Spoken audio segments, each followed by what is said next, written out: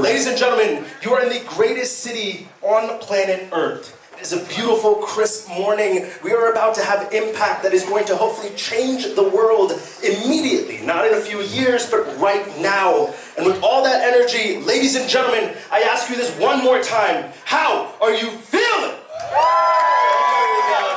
There we go. Let's go. Now, as Nick mentioned, my name is Chirag, and I am the brand historian.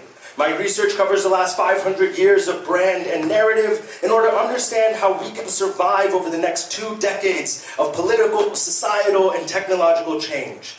So the spoiler alert for all of you here, the secret is not brands that run ahead to try to keep up, but those that take a step back and sort of ask the important question, what is the narrative or the story that we are hoping to tell?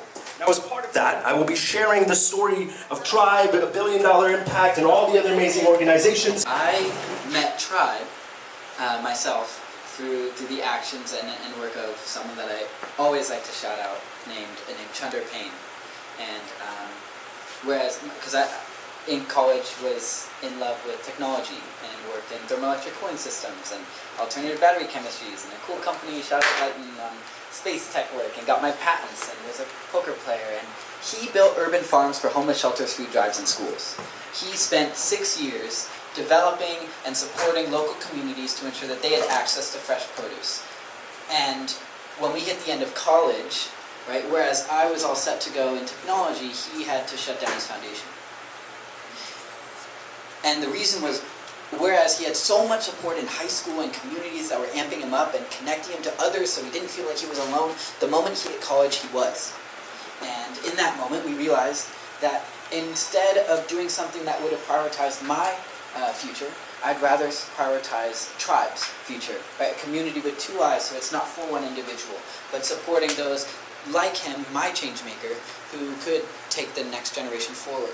And so, in that sense, it was a driving force from there to meet more people like him, to meet people who actually inspired me to sleep less but sleep better, and really know that I was encouraging the future and getting up the right way. So, just so excited to meet so many people, to have the opportunity to go to Davos and meet people there. Thank you to everybody who I've met there, who have come out even here, who have flown in from across the world. Some people in California, New York, Boston, DC, and all over. I thank you so much for giving your time and energy, not only today, but over the last, now actually 2 days ago, 15th month anniversary, to what this is shaping up to become. So how do we rebuild trust in institutions while accelerating innovation? Great question. I think, at least from our perspective, I can't speak for every other company, but part of Madden's connection to its customers and its alignment with its values is by being really transparent.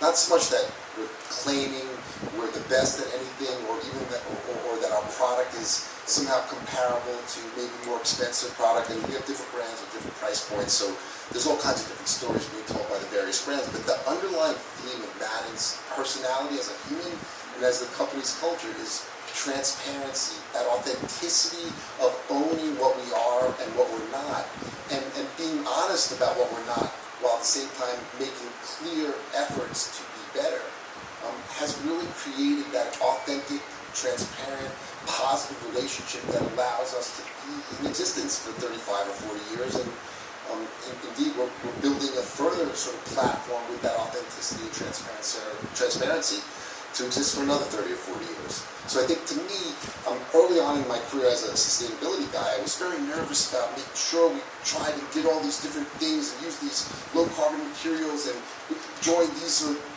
that organization or went to this or that talk at the UN to demonstrate and prove that we really care. But the truth is we can't do all those things. We operate, like I said earlier, in an environment where we don't have all the levers to control.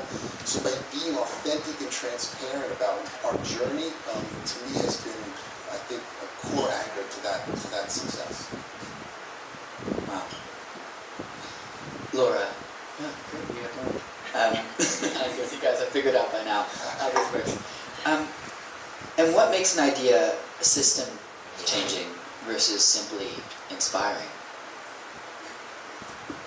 think it's the ability to take action, as you said. I think there's a lot of talking, and most certainly putting a lot of the initiatives that I've built that have scaled, that have become movements, are about taking a format and that is actionable.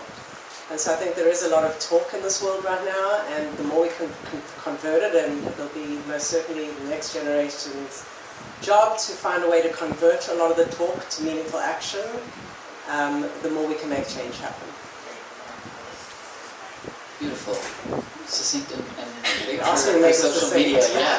No, it's like I need to keep going. Dr. Boya, what systemic barriers still prevent inclusive global economic participation? Repeat that, please. What systemic barriers still prevent inclusive global economic participation? I think in the global world that we are today, we have become very transactional. And I think that does not help us build trust. Relationships help build trust. The room full of people I see across in front of me, I feel like this is what is called relationship building. And I thank Stacy, Kyle, Chaplin for inviting me. This is an incredible moment of my life. I've been a public speaker all over the world for many, many years. What I see today, I have never seen before.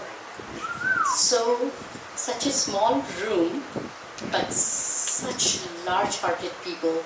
Everybody here is to give. So I would say, we have to be very mindful about building relationships, because that builds trust. And like I said, business happens when you trust people. Our superstar. I mean, when I get stressed out, right, and nervous about what's coming up, and I go, hey, like, we have a big event next week. And he goes, oh, don't worry, everybody's gonna show up. It's fine. Don't worry about it. I'm like, what do you mean? He's like, no, don't worry about it. You're good. And look at this. It's amazing. And last night, I mean, oh my goodness. What a way to start the weekend. What a way to start the new year of the Fire Horse. Thank you all so much. For all the tribe members out there, for all the tribe supporters, for all the potential future tribe members, for all the future parents of tribe members, thank you all so much. And for those that have just come out and support with your time and energy, those that we met through Do the Thing and the $1 Billion Impact, I mean, what a beautiful way to cross coasts to come out. I mean, we had people flying from India, Canada, California, Chicago.